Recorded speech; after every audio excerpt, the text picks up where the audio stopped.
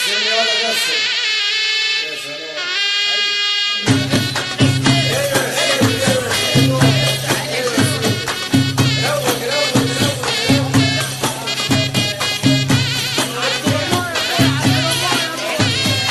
الصعيد مع العمدة محمد شحاتة على راديو كامل، محطة على المحطة.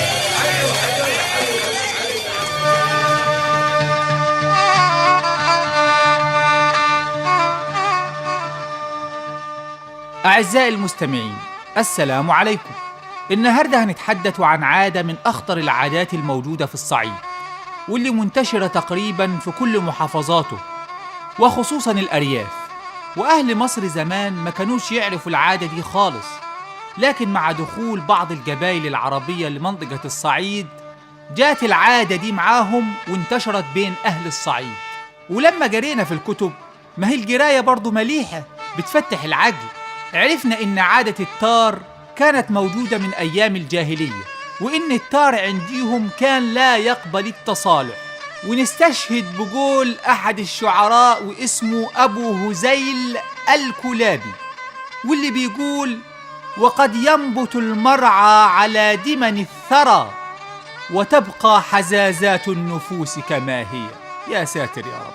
وكمان فيه أمثال عربية كتيرة بتأكد الكلام ده، زي المثل اللي بيقول: التار نقطة دم، لا تعفن ولا تسوس، واللي ياخد تار أبوه بعد 40 سنة يبقى مستعجل.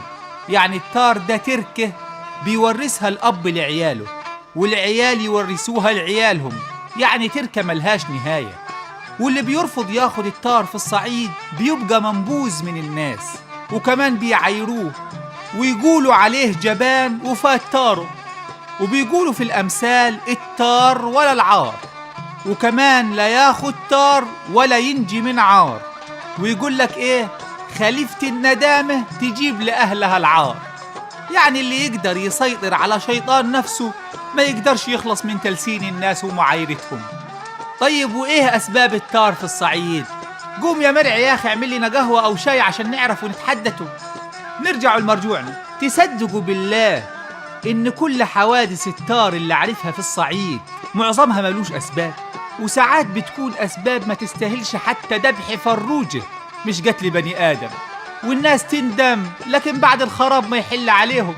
لكن برضو أكيد فيه أسباب، ونقول منها مثلا الأرض. في الصعيد بيقولوا الأرض عرض، يعني اللي يعتدي على الأرض كأنه اعتدى على الشرف والكرامة.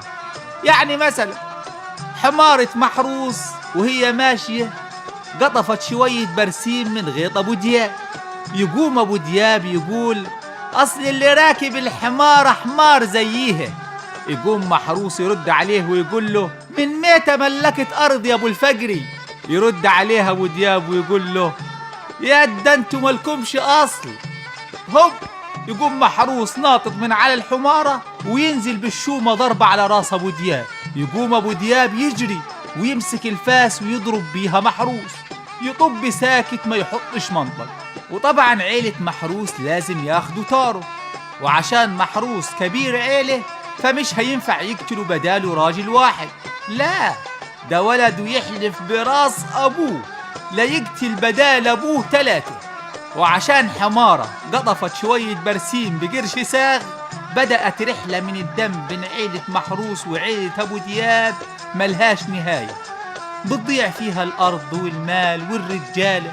أو ممكن مثلا يتخانقوا على مين اللي هيروي أرضه قبل التاني، أو علشان تقسيم الأرض بين الورثة، أو علشان الحد الفاصل بين أرض فلان وأرض جاره. وساعات بتطرح أرض في وسط نهر النيل، واللي بيسموها عندنا الجزيرة أو طرح البحر. وطبعا بتحصل مشاكل كتير بين العائلات بسبب كده.